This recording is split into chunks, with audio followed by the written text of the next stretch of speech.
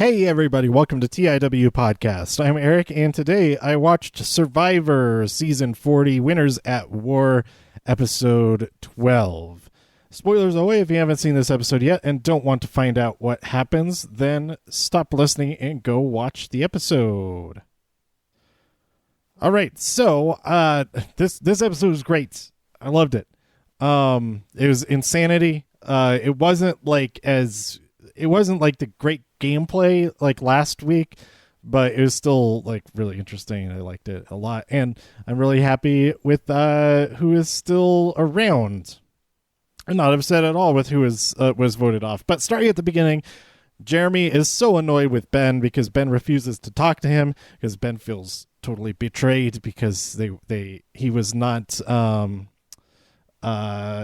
looped in with the Sophie blind side. So he says Ben is such a child, and Sarah is really upset. She said that the move was grimy because she was also not looped in. And then her confessional, she's like, okay, I'm not going to be pissed. And then cut to her being totally pissed.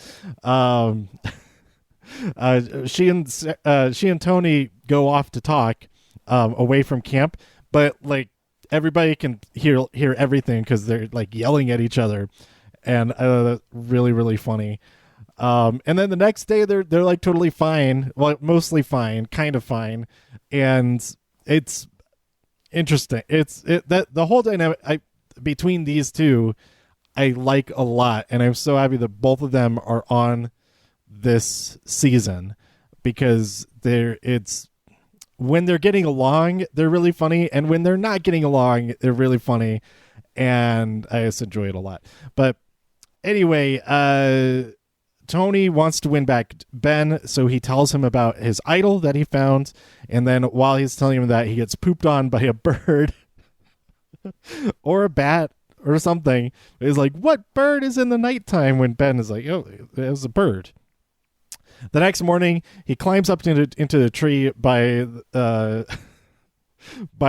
watering hole, and Sarah comes up, and she's like, "Oh, hey T, how's it going?" It's like, "Oh, can you see me?" "No, I can't see you at all." She could totally, like, how else did she know that he was up there? But that was really great too. And then he just tried. It was not successful. He did not gain any information from it, but we gained a very fun scene. And then Kim, she wants to target Tony. This seems like way too early to be talking this much about strategy, because it's going to change like a million times in the next couple of days before they have their immunity challenge and all of that. But it was nice to see that Sarah and Tony, they weren't all yelling at each other the next morning. That they're okay. Meanwhile, over on the edge of extinction, Rob brings over a board that says everybody has a chance to get fire tokens, but only the first 6 people to complete this challenge will receive 2 fire tokens each. So that there's 11 of them there. There's so many people. There's so many people on edge of extinction, and nobody returns yet. Probably next week. Hopefully it's the first thing that happens when they come back. And I should have put my votes. Okay, I only earned 2 votes for this week, and I'm not sure if it's because I voted for the wrong people or I forgot to vote. Either way, I got 0 vote points, so I only got 2 points from Yul and Tyson being on edge of extinction. But let's see. What was I saying here? Okay, so everybody participates. Adam is not suited for this at all, and like people like run past him, like jump over things, and he's like, "What the hell?" That was my favorite part of Adam, just flabbergasted by everybody else being very athletic. Rob falls on some rocks and he cracks open his elbow, but he keeps going even though he is not in the top 6. He keeps going to completion, which is. But never mind. Natalie, she gets number 1. Sophie finishes right after her. Yul gets the number 3 spot. Parvati gets number 4. Tyson gets number 5. Parvati was like really proud of beating Tyson. And then Danny was right on Wendell's heels, kind of. She was trying to catch up, but she just couldn't do it. Wendell was number 6, and then Danny was number 7. And Rob is, I don't know what place he was, but probably number 8 because everybody else didn't keep going. So back in the game, Denise, Michelle, and Nick think they should form an alliance, and they want to target Jeremy, Tony, and Sarah.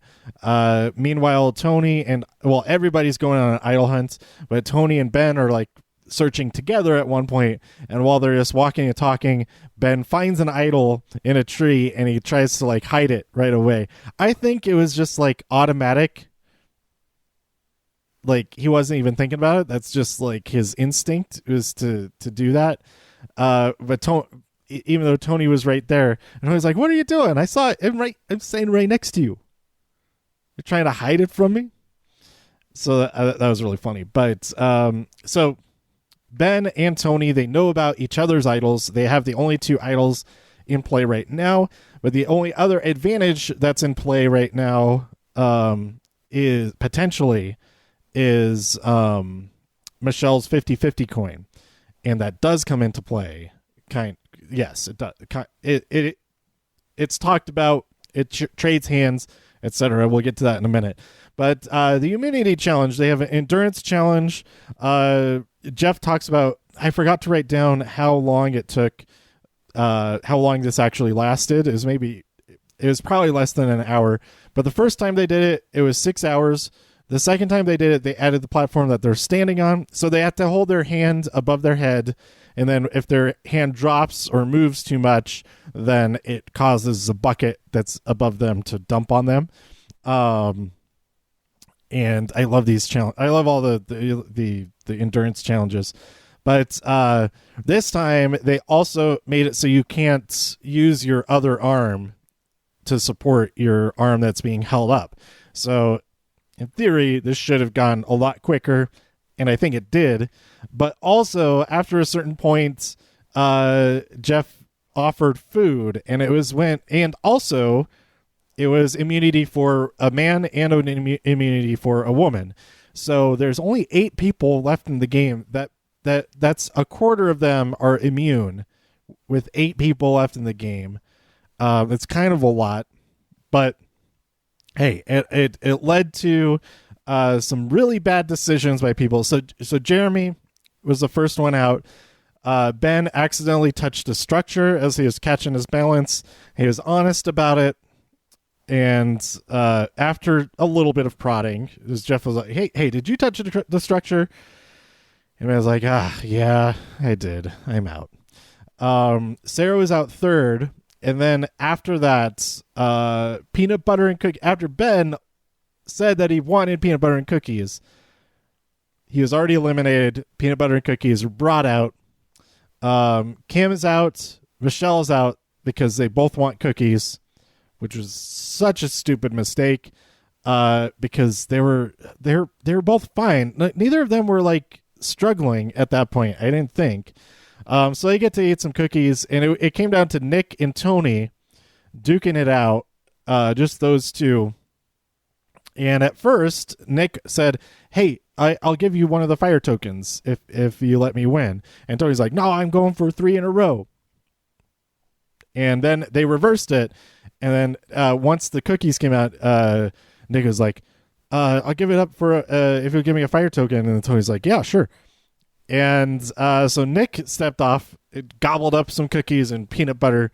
His decision wasn't as dumb, but it also was dumb because the whole comment, all the people stepping off for cookies and peanut butter and milk, they totally screwed up what their plan was going to be. Their plan was going to, that is all 3 people in that alliance. That was all 3, not all 3 people. Kim wasn't in that trio, but Denise has to be fuming. Like, what are you doing? Well, Denise wins, so she's safe, but it's like everybody else in her temporary alliance or whatever, Michelle and Nick, they both just dropped out and totally ruined their plan. But now they can target Jeremy or Sarah, but their prime target would have been Tony, and now they're the people that they wanted to get out. Now they're the target, potential, as it turns out. So Michelle, she's like, okay, I have to stick with my alliance. I have to vote for Jeremy because that's what their plan is. But I am going to try to help Jeremy. So she offers him the 50-50 coin. And so he has it in his possession at tribal council. But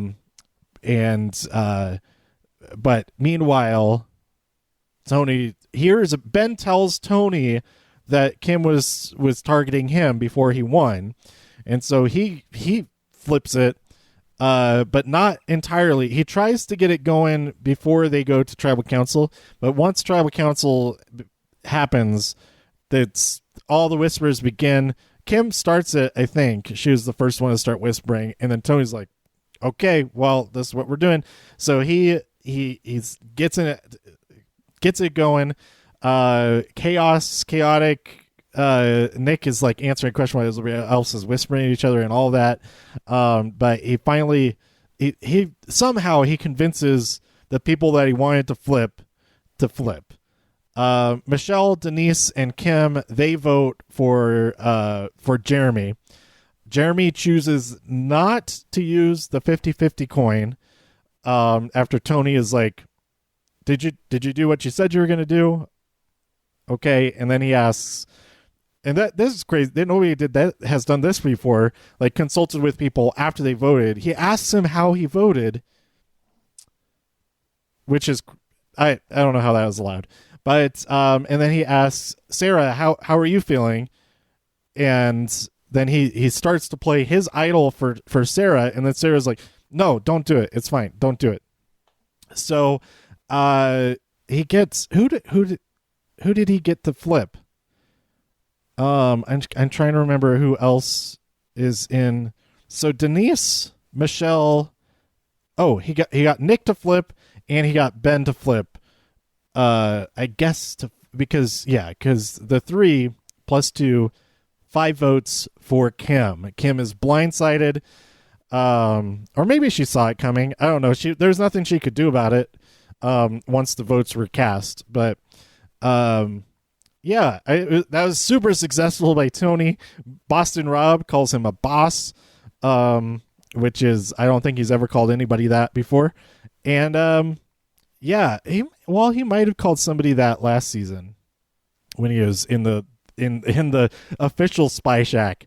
Why didn't they call that the Spy Shack? Maybe giving too much, maybe telegraphing too much about Tony coming back and being very successful and winning Winners at War. But man, this episode, the talking and whispering at tribal council is too much. Like, just to have the conversations out in the open, come up with code words or something, code names, that's a way to get around it without having the whispers that we can't hear. We got some subtitles for parts of it, but yeah, it's too crazy, and I think it's because of these advantages, but also it's really exciting that no advantages were played. That's the craziest part. I was really surprised that Jeremy did not play. I was like, oh, he didn't play it. He's gone. But he wasn't. Kim was gone. And I'm also really glad that Tony didn't play his idol for Sarah. I was like slightly worried. No, I wasn't worried that Sarah was going home like at all. I didn't think she was going to get any votes, even though she seemed pretty concerned that Tony was like backstabbing her right now. It's too soon. It's too soon for that. It's going to be like the final 6 or 5, I think, is when Tony and Sarah turn on each other. Because if both of them, if both of them are at the end, it's like, how do you even? Well, Tony wins. If Tony gets the end, he's winning. Absolutely. So I think Sarah's biggest chance is to get rid of Tony and go to the end with like Nick and Michelle probably. And I think that's Sarah's best chance to win. Tony, he just gets the end. He beats everybody. like hands down. And then next episode, I think we'll have somebody re-enter the game. I think Natalie would be a really, like, that would be the coolest person, like the most interesting person to get back into the game at the very end. She's the first one voted off, but then makes it back and then maybe wins it. I don't know. That would be kind of crazy. But I think I'm really pulling for Yul to get back in. Tyson already made it back into the game, so I'm not, like, we already got that moment, that story a little bit. Although for him to get voted out a fifth time would be kind of crazy. But because if he gets back in, he's getting voted off immediately, probably. But I think Yul getting back in would be that's my prime scenario.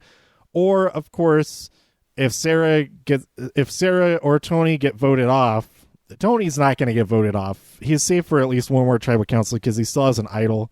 But if Sarah got voted off, then she won her way back on. That would be great. But we did get the answer of Sophie getting voted off. She did not keep possession of the idol going off. So I think Parvati also did not keep possession of that advantage that she had. And I completely forget what that advantage was. So yeah, I think they lose their possessions along with their fire tokens. They have to give up their fire tokens when they go. I guess she had an idol, didn't she? So I guess her idol would have also gone away, and that one was back in the game at some point. Did somebody find that one? I don't remember. But anyway, I think Tony has the best chance to win, but a showdown between Tony and Yul at the end, and if they're in the final 2 or 3, how many people are at the end now these days? Is it 2 or 3? Because you got the fire making challenge. Does that determine the top 3 or the top? I cannot remember. I think it's the top. It determines the top 3. The last challenge is the fire. Anyway, whatever it is, if it's Yul and Tony and Sarah at the end, I have no idea who. Well, Tony probably still wins, but yeah, I'm really excited.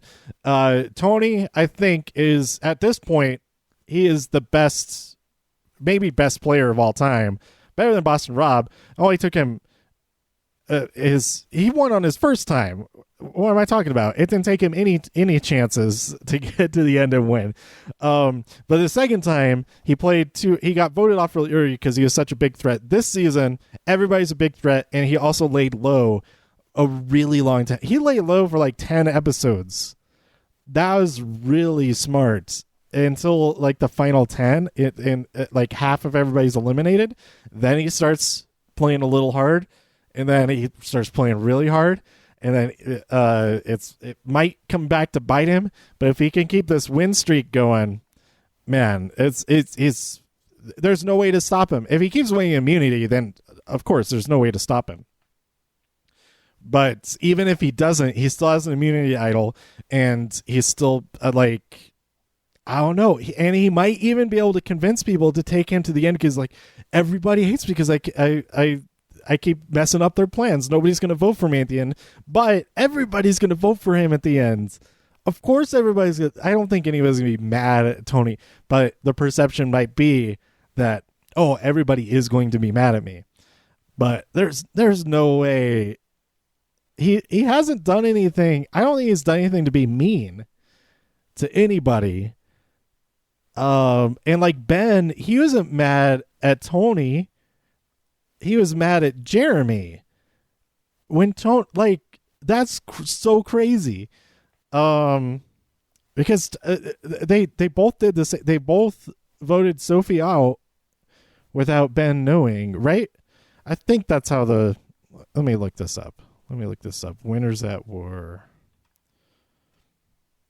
Okay, so last week, See, I didn't have notes when I recorded the last episode, so I didn't know who exactly voted for who. So Sophie, let's see, where's Ben? Yeah, so Ben voted for Jeremy. Denise voted for Jeremy. Wait, why would Ben not vote? Didn't want to talk to Jeremy? I don't know why. He is such a child. But we got 2 votes for Michelle from Sarah and Sophie. No, Sarah and Kim. Sophie voted for Jeremy because I think they were splitting the votes or something. But Tony rallied the troops to Jeremy, Michelle. Oh wait, Nick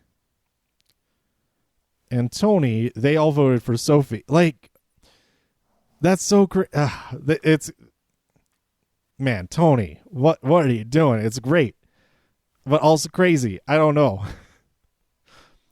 But I'm really excited for next week's episode. It's gonna be 2 hours, so I'll have an extra long episode about it here on the podcast, and it's gonna be great. I put my votes in. I pretty much equally. I gave Michelle. Okay, so I have 20 points. To distribute among the 2 tribes. Age of Extinction, you have 20 points to put on people, and the other one you have 20 points. Everybody who's still on the regular island. So I gave 5 points to Michelle, and then like 2 or 3 points to everybody else, except for Tony and Sarah. I did not give them any points because I don't think either of them is going anywhere in the next episode. Fingers crossed, knock on wood, etc. So yeah, that's where I'm rooting for. I want Sarah to win because I picked her to win, but I think Tony, it's like he has like a 95% chance of winning at this rate. So, yeah. Let me know what you thought about this episode. I didn't complete talking about it. The whispering. It is crazy. And is interesting sometimes. It leads to some big moments. And Denise being like, "No, I'm done. I'm ready to vote. This is stupid."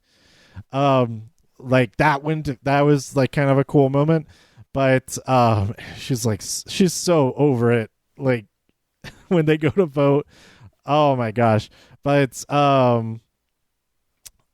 what was I saying? Yeah, because I just rewatched Guatemala, and Jeff specifically says, like, okay, we're ready to vote. No talking. No more talk. Like, stop talking to each other. I think that was once they said they were ready to vote, so it still wouldn't have applied until they said they were ready to vote. But having some type of, like, lay down the law is getting too much. The game will evolve around the rules. You can set the rules in place that make it kind of difficult to watch with everybody whispering and all of that, and probably really, really hard to edit. So there you go. But I did still really enjoy it. But I think it would be even more enjoyable if people are being crazy out in the open and not whispering to each other and trying to bluff people this or that way, and like maybe doing like hand signals or something would be, at least then we could see it. But then they would do it like under the seat or whatever. I don't know, but there might be a rule against that. Otherwise, people have been using this whole time. Like if they like tap each other's shoulder, like if I tap your left leg, it's this person. Or tap your right leg, it's this other person. That would be I would love to see that. I feel like maybe we have seen some form of that. Like if Tony, he's running the whole show, and he's like, okay, if I come over to you, I tap your left shoulder, we're voting blah blah blah. Right shoulder tapping, we're doing the other thing. So that could be an interesting thing, but it's probably not allowed. And chatting with Molly just a little bit on Twitter, right after she finished watching the episode, she said that there should be a rule that you can't get up, that you have to stay sitting down. and I think that would also help a lot. So yeah, it's all. I love the show a lot. So I'm excited to see next week 2 tribal councils at least. I assume we're going to get Edge of Extinction challenge to get back into the game. There's so many fire tokens over on Edge of Extinction. I've lost track. I completely stopped tracking how many fire tokens anybody has. But yeah, it is top. It will be top 3 at the end. The fire making is to eliminate 4th place. But I think that's it. That covers pretty much everything. Lots of great memes from this week, of course. Also, after Ben found the token and there was that whole friction, and then okay, now we're good. But then Ben lifts up Tony and like carry him down the hill, and Tony's like, "No, put me down. You're gonna step on something. You're gonna hurt your back. Stop it." But Ben is just so excited about it. That was really funny. But yeah, that's it. The name of this episode was Friendly Fire, and I don't remember the context of that quote, but this is Extortion as the title for last week is great. So anyway, I'm really excited for the penultimate step of the war, then going into the season finale. I think the season finale is 3 hours, including the reunion special, so that's awesome. Next week is 2 hours. It's great. It was announced that Amazing Race is delayed. It was going to premiere the following Wednesday, but they put it off probably until fall, I imagine, later in 2020, they said, which is kind of a bummer. But my theory, perhaps, is that they have it ready to go, like, as the regular standard 13 episodes or whatever, 13 1-hour episodes.